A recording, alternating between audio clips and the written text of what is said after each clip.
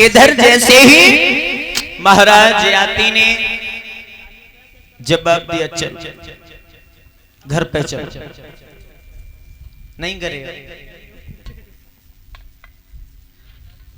देवयानी महाराज याति को घर पे लेके गई हैं और अपने पिताजी से देवयानी ने जवाब दिया, पिताजी।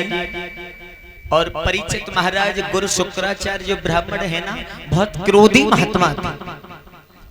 और जैसे ही देवयानी ने जवाब दिया, पिताजी जो तुम्हारा शिष्य जो बृहस्पति है ना, उसकी लड़की सर्विष्ठा, उसकी लड़की ने आज मुझे बहुत पीटा और पीटने के बावजूद पिताजी तुम्हें नहीं मालूम, और तुमसे भिखमंगा काय है हमें पीटा, बस उसका गम नहीं है मुझे। हाँ, शिष्य की लड़की, हाँ, उसकी इतनी मजाल। चल हम अभी जाते हैं, उसे श्राप देंगे। इधर जैसे ही इतने शब्द जैसे ही सुने हैं, तो बृहस्पति के सामने जैसे ही गुरु शुक्राचार्य पहुंचे, जवाब दिया, कमंडल में से जल लिया, कहाँ है तेरी लड़की?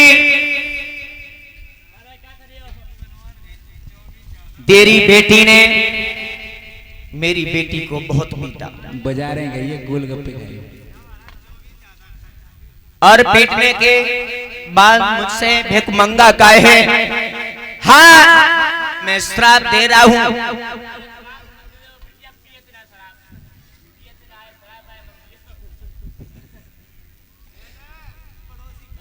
जो गुरु शुक्राचार्य ने जवाब दिया, मैं श्राप दे रहा हूं, तो बृहस्पति चढ़ो पर गिर गए। जवाब दिया, गुरुदेव नहीं, बेटी है, नादान है, उसे ज्ञान नहीं है। जवाब दिया, नहीं, अगर श्राप नहीं दे रहा हूं तो मैं उसे दंड दे रहा हूं। जवाब दिया, बिल्कुल। जवाब दिया, मैं अपनी बेटी देवयानी की मैं सगाई कर रहा हूं और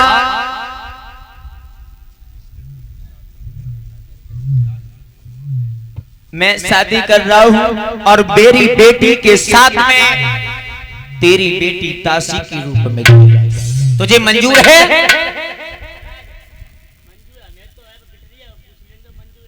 पूछ। हाँ बताओ, क्या होएगा?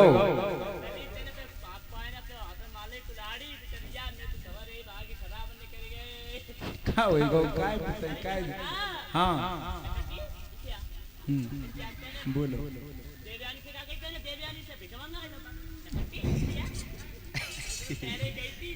क्या होएगा?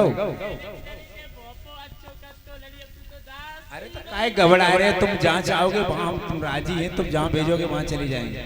बिल्कुल।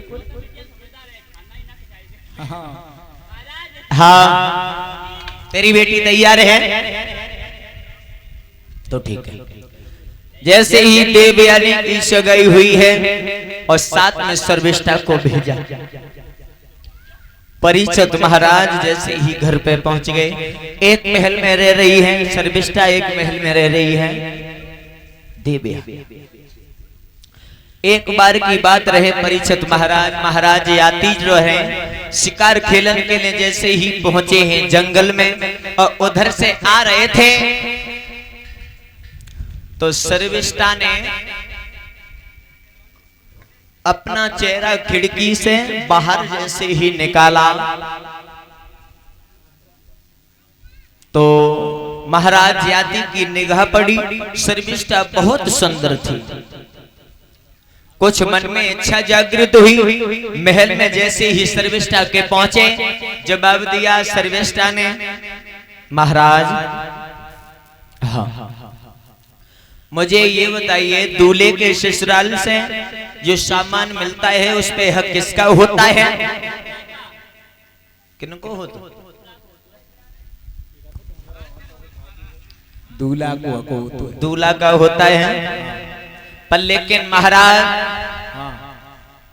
ससुराल से मैं भी आई हूँ, क्या मुझ पर हक नहीं है? क्यों ना, तुम्हारा पूरा हक है। मेरी इच्छा है पुत्र प्राप्ति की।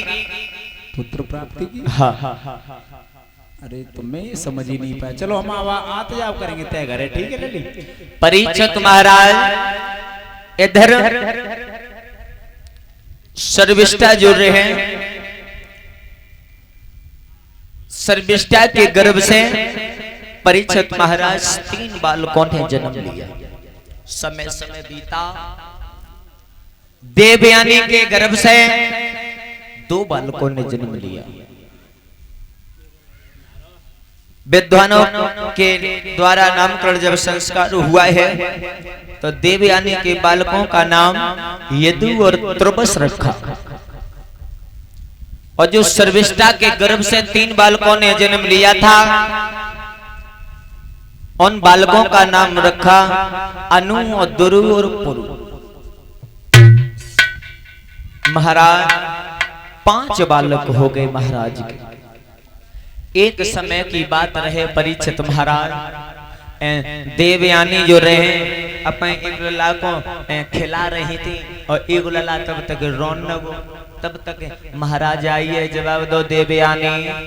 ए देवयानी, बोलो महाराज। तुम्हारे लड़के 2 हैं, सारे दिन रोते रहते हैं, क्या करती रहती हो? अरे उसके बालक 3 हैं, कभी रोते नहीं है। बालक न काम रोन को किनके बताए रे बालक, और काऊ के बालक बताए रे का? जैसे ही परीक्षित महाराज उसके 3 कड़ी जैसे ही मौके से जवाब दो, हमने गंगा के समकाव से नहीं, मुंह में से कड़ी ही गई, हम काऊ की नहीं बताए रहे।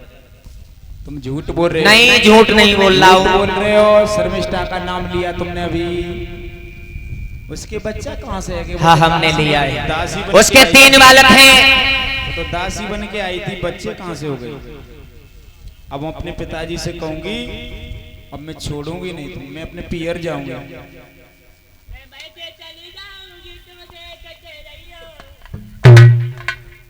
परीक्षित महाराज कहते हैं कि मोहिन नारी नारी के रूपा